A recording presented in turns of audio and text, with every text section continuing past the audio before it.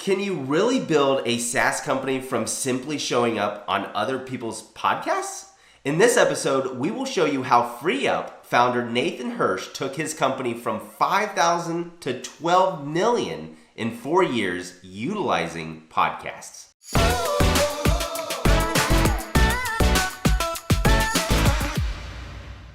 What's up, everyone, and welcome back to another episode of Scale Your SaaS Off, the show where we go behind the scenes of some of the most rapidly growing SaaS and B2B technology companies and how they're doing it so you can grow, launch, and scale your business. Hey there, my name's Austin Ford. I'm the host of this show, and I'm also the founder of funnelbuild.com, an agency that helps SaaS and B2B technology companies grow. Today, we are here to talk with SaaS founder Nathan Hirsh and how he built FreeUp to 12 million in 4 years with podcasting. Now, for those of you wondering what FreeUp is a perfect marketing place that provides employers immediate access to pre-vetted freelance specialists, virtual assistants, and boutique agencies. They interview thousands of freelancers each week for skills, attitude, and communication, and only selects the 1% best for you to hire from. You can hire the best within days, not weeks, by creating an account at freeup.net. Thank you for being here, Nathan. We are excited about this episode. Yeah, thanks for having me. It should be a lot of fun. All right, cool. So before we begin, we like to make sure that all of our SaaS owners and founders never hold back and teach their best secrets. So Nathan, raise your right hand and repeat after me. I, Nathan, do solemnly swear to tell the truth and nothing but the truth about how I scaled my SaaS off. All right. So let's go ahead and get into it. Nathan, tell me real quick about a little bit about your backstory and what inspired you to start your first company, freeup.com. Yeah, so growing up, FreeUp was actually my second company. Growing up, my parents were both teachers, and they always made me get these like 40-hour week, 50-hour week summer and winter jobs. So I learned a lot about business and marketing and working with people. I also learned how much I hated having a boss. So by the time I got to college, I knew that if I got into the real world and had to look for a job, I was going to be miserable. So I kind of went through college as getting a degree, having that in my back pocket in case I couldn't start a business. But my goal was to start a business and be running a business by the time I graduated in 4 years. So I started hustling and buying and selling people's textbooks. And I created this textbook business competing with my school bookstore, created a little affiliate referral program. And before I knew it, I had lines out the door of people trying to sell me their books, to the point where I actually got a cease and desist letter from my college telling me to knock it off. Wow. So I didn't want to get kicked out of college. So I pivoted and I started trying to sell other products on Amazon. And through a lot of failure, a lot of trial and error, I finally came across baby products. And for whatever reason, I got really good at selling baby products on Amazon. If you can imagine me as a single college guy with more hair selling millions of dollars out of my college dorm room, that was me. And this business grew. I had to start hiring people. I tried hiring college kids. They were pretty unreliable. So a buddy of mine told me about the Odesk and the Upworks of the world. So I hired my first VA, which was a mixed bag of experiences, and eventually created a really, really good hiring process that we now teach at my new venture outsource school. But I never really liked those platforms. It just took forever to post a job, get 100 applicants, interview them one by one. And as I was scaling this Amazon business, hiring from there just became a nightmare. So I said, what if I create a marketplace originally for Amazon sellers, although we expanded out of that, that we pre-vetted VAs and freelancers before we let them on. We matched people up quickly. On the back end, we had 24/7 support, a no turnover protection. If someone quit, we covered replacement costs. And we took that to market with a $5,000 investment. And that $5,000 went into building this really crummy software, the platform, the marketplace. And the software did very, very little. I mean, clients could log in and see their freelancers. Freelancers could log their hours. That was it. All the billing was manual. People had to email me their requests. None of that was in the software.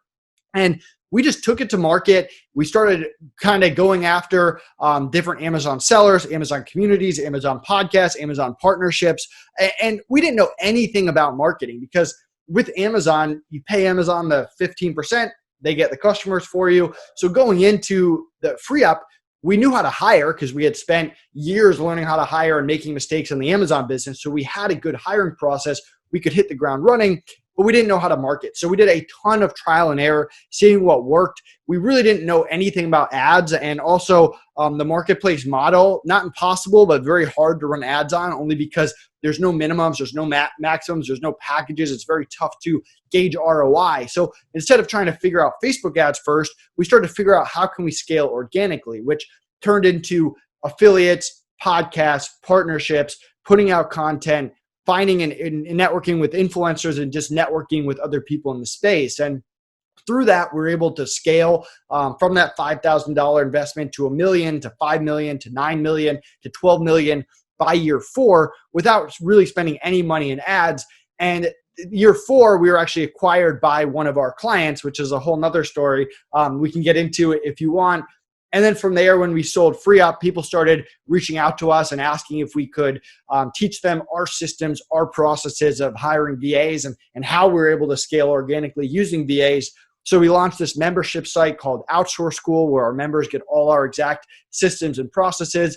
And then our developer, who was part of the buyout, who built the FreeUp marketplace, was working on this SOP building software, and we really liked that. And so we integrated it all together, and the 3 of us are working together again on Outsource School. So that's a short version of how I went from books to baby products to FreeUp to now Outsource School.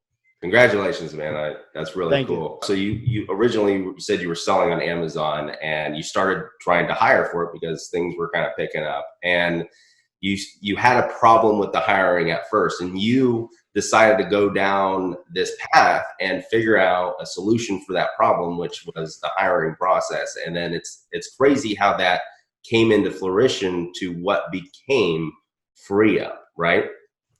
Right. Yeah. I mean, it's all about kind of solving problems. And I think I realized from the Amazon business, like, it was fun at first, like it was my first entrepreneurial endeavor, but at the same time, I wasn't passionate about baby products back then. I'm still not passionate about baby products now. There was no growing your brand. It's B2C. And I think we realized we like B2B. We want to be in control of our website and our brand. And then it becomes, all right, how do we solve problems that other people have or that we actually have? Because we built FreeUp to be a marketplace that we wanted. And just like we're building Outsource School now, I mean, we wished back in the day when we spent years and hundreds of thousands of dollars wasted because we didn't know how to hire, we wish that someone just said, hey, we'll give you all our systems, all our process for hiring. Here's what to do. Here's what's not to do. Here's an SOP building software to make it easy to document your processes. And so that's what we're building now with Outsource School. So it's all about finding and solving your own problems and then seeing if other entrepreneurs are having those same problems. So what's some of the best advice that you can give other software owners on how you were able to grow FreeUp so fast? And after finding that initial problem and then kind of taking, because you said you did a $5,000 investment, right? And I guess that was to get the platform up and running. Is that what that was for? Yeah, we spent $4,500 on the. You basically took an idea to concept. And then can you tell us a little bit about how you started gaining momentum and traction for FreeUp? Yeah, I mean, it really came down to 2 main things, podcasts and partnerships. I mean, I've been on 300 plus podcasts. Back in my FreeUp podcast prime, I was doing sometimes 2 to 5 podcasts a day. There was a week last year where I did 5 podcasts a day for 5 days in a row, which was crazy. And I'll never do that again. And now I go on 1 podcast every single day. So you're my podcast today. And I control my schedule a little bit more. But if you're not going on a podcast a week, you're really missing out. I mean, the podcast industry is blowing up. There's so many niches. All the big players in your space, the people you want to work with, the people who have audiences you want to get in front of, have podcasts. So it's a great opportunity to network. It's a great way to get in front of thousands of people at once instead of doing one-on-one sales calls, which you should still be doing, but it's a great way to complement that.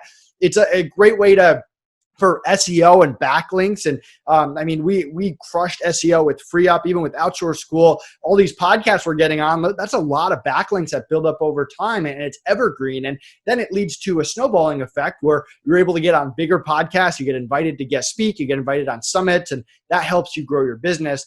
And second, looking for partners, joint ventures, people in your space that do something different than you do, and becoming referral partners, becoming content partners, networking with them. And a combination of having really great partnerships and getting on lots of podcasts will help you accelerate your business. A lot of times people are so focused on that one lead, that one big customer, when they don't realize that what you should really be focused on is how can I get in front of thousands of people at once? And podcasts and partnerships are the best way to make that happen. That's really cool. That's interesting that you brought that up too. I never thought about that. So the podcasts that you're actually coming on are ending up building backlinks, kind of like an SEO style, or? Yeah, I mean, you search Nathan Hirsh on Google, you search FreeUp on Google, you search Outsource School on Google. All my podcasts are in there along with all the other backlinks that we put up. They'll pop up. That's amazing. I never really thought about that aspect. And that's really cool. So basically you are jumping on podcasts, just doing interviews and talking about what you're super passionate about, which is outsourcing now. And people are just becoming aware of your story, your brand, what you were able to do and accomplish, and then also what you're doing now with Outsource School and how that could possibly help them.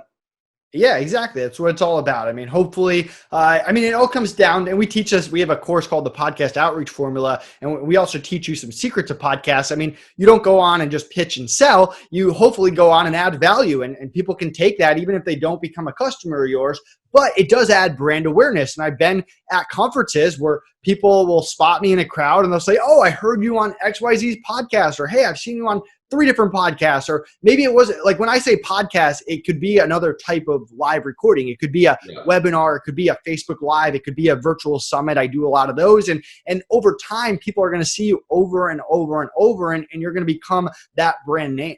So what are some suggestions for people who want to possibly do what you're doing, and how did you get started getting on people's podcasts?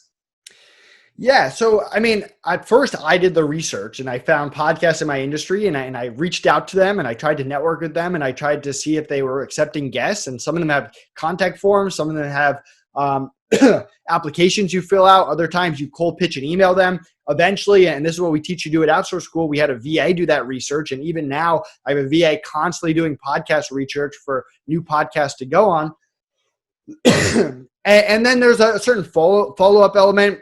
There's a certain element of not getting rejected, because you're always going to get rejected. That's just part of business. I get rejected every single day. And then also just connecting with people and consistently networking. I mean, the first thing that I do every morning is reach out to 3 new entrepreneurs to network with them, and not sell them or pitch them, but try to see if I can add value in any way. And sometimes they know a podcast host. Sometimes they have a podcast. And when it's also being clear about what you're looking for. If I say, "Hey, how can I help you?" and they tell me and I help them, and then they say, "How can I help you?" back to me, I need to be able to tell them what would help me. And for me, I say, "Hey, I'm always looking for new podcasts to go on." And a lot of times they know a podcast host, or down the line, they'll refer me to someone. And I have podcast hosts reaching out to me now, so it eventually turns into that. So it's all one big consistent process. And the whole key to it is, don't spend 8 hours a day trying to get on podcasts. Get a virtual assistant. Spend 15 minutes a day looking over that VA's research, networking a little bit, looking at, maybe you see a podcast come across your Facebook feed and you quickly reach out to them, and then show up to your 1 podcast a day, 1 podcast a week, and then go on with the rest of your time growing your business. That's awesome. That's exactly kind of what we're doing right now too. So typically what we have a VA going and they're searching for other software owners who did an interview on other people's podcasts already. And we're actually sending them a cold email out, inviting them to the Scale Your SaaS Off podcast. And then they get on the podcast, we nurture that relationship. And the results from that have actually been pretty tremendous. It's surprising. I didn't think we were going to have such a great open rate that we get with the cold email outreach, but we get an 80% open rate, and we probably are getting around a 30% response rate from just doing this cold email and having what you said, kind of a VA do the research beforehand, and then they manually send the emails out for you. So that's been a game changer for my business. And just want to reiterate what Nathan's saying to you guys right now. Definitely is a great idea. Tell us real quick, Nathan, how would you advise other software owners to set up their affiliate program, and how does it tie into the partnerships and doing these podcasts with other people? Yeah, so the affiliate program is kind of there as a baseline. I mean, you should look at what other people are charging in your industry as an affiliate program. Like with Outsource School, it's 40% for memberships, 25% for software. 25 is, from my research, seems to be pretty standard, although I'm sure every industry is a little bit different. And affiliate are there not to force it down people's throat, but it's there for people that want it. I go on plenty of podcasts where they want to be affiliates. And I mean, FreeUp paid out $250K last year in affiliate money, and a lot of that went to podcast hosts. There's other podcasts and just people in general that don't care about affiliates. And sometimes your best affiliates are just your customers. If you have a great service or a great product or it's great software, and you have people that like it, let them know, hey, refer your friends, get 40%, 25%, whatever it is. And those one-time affiliates add up, and it gives them a reason to promote you. So it's really about having it there to offer it to your community, to offer it to podcast hosts, to offer it to influencers, to offer it to Facebook group owners, whatever it is. And it's up to them if they want to do it or not. So most of the time, most software owners are obviously trying to boost their monthly reoccurring revenue. They're trying to, or increase their ARR, and they're focused on the growth of the company. So what was some of the results you guys got back from doing this method of going out, doing the podcast, doing the affiliate stuff, and the partnerships? What were some of your results with this, with FreeUp? Yeah, I mean, you have to remember, FreeUp was a software company, but it's a very unique software company. It was not monthly reoccurring. I mean, people could use the platform as much or as little as they wanted to. If they could hire 10 VAs full-time, they could hire one person part-time, not talk to them for 3 months, come back in 3 months, and they don't get billed when they're not using it. So it's a slightly different model. I mean, we saw results in terms of revenue because we scaled it from that 5K to the 12 million. We also were able to sell the business because the people that bought it saw a lot of opportunity in paid ads, which we didn't do. So we had this really great organic playbook, and our entire business didn't run on Facebook ads, and where Facebook could change their algorithm, and then all of a sudden our ads stopped being useless or stopped being useful, and we stopped getting customers. All the stuff we put out there, all these podcasts, all this content, all these influencers promoting us, like that's all evergreen. It's all there. It's all there in the new buyer's back pocket. So they kind of saw that opportunity to build off of that and create a stepping stone. Plus, we had systems and processes for all of that. So if the new owners want to go on podcasts, if the new owners want to continue the partnerships we have, all those systems were already in place, and it ran without Connor, my business partner, and I running them. So to me, that was really the result of it, was being able to scale and sell it. But we didn't do anything monthly recurring. We're actually, Outsource School is launching this new SOP building software today, actually, and that's going to be monthly recurring, $55 to $97 a month. Our members get free access to it. So that's going to be a slightly different than what we did at FreeUp. I remember getting on a call with you for about 15 minutes, and you actually reached out. There was a way that you could help me, or I could help you. And it was interesting. I think I remember you gave me a $50 credit to freeup.com. Can you tell us a little bit more about that strategy and how that kind of worked out? Yeah, I mean, we ran like lots of different promotions to get people in the door. A lot of it was trial and error. We'd give people 50 cents off someone's hourly rate. We'd give them a $25, a $50, sometimes $100 credit to sign up. We'd set our affiliates up with their own FreeUp page if they wanted. We do the same thing at Outsource School. So if you want an Outsource School page, it could be outsourceschool.com / whatever you want. Your affiliate link's on that page, and there could be some kind of promotion there for your audience. So we did a lot of that at FreeUp. We're tweaking it a little bit with Outsource School just because it's a slightly different business model. But that's really a great way to just get people in the door, especially early on. I mean, when people don't trust you, you're a lot smaller. You have to find some way to get them to try it. And then it's all about getting their feedback. And if they like it, then you start promoting more. If they don't like it, you back up, you fix whatever they didn't like, and then you start promoting. That's awesome. So you're taking all these strategies you're working with on FreeUp, or that you did with FreeUp, and you're doing it with Outsource School now, right? Correct? And we're teaching our members how to do the same thing with their business. That's awesome. So where do you guys see yourself, 12 months from now, 24 months from now? Like what is the vision in Nathan's head for where does he want to take Outsource School? Yeah, so we want Outsource School to be three things. One, a store where you can buy our mini courses, our playbooks. These are SOPs on both marketing tactics and operation tactics on how to hire a customer service VA and put that in your business, how to get on podcasts with VA. So all this stuff is available for people that just want to buy and own a course or a playbook. Then you've got our SOP building software, which we're going to put a lot of time and effort in 12 months. We think that's going to be one of the best SOP building softwares in the industry, and people can pay a monthly fee if they want to use that. Or we have our membership for $9.97 a year. You get access to all of our courses, all of our playbooks, and you get access to our software for free. So that's really what we see as the long-term vision of Outsource School. And then it all becomes, how do we create even higher quality courses, playbooks? How do we get partners creating playbooks? So there's so much content for our members. And how do we make our software incredible so that becoming a member is just a no-brainer for entrepreneurs around the world? Really cool. Yeah, and I have to back up Nathan, guys. I did purchase outsourceschool.com. It is a wealth and vault full of amazing information for definitely building and scaling with virtual teams. And I'm super excited because today is actually the day he's launching his new software, what he's brought up a couple of times, the SOP building software. And we're super excited to start implementing that too. Nathan, you just want to just kind of recap briefly about what that new software is and how it will help other people's business?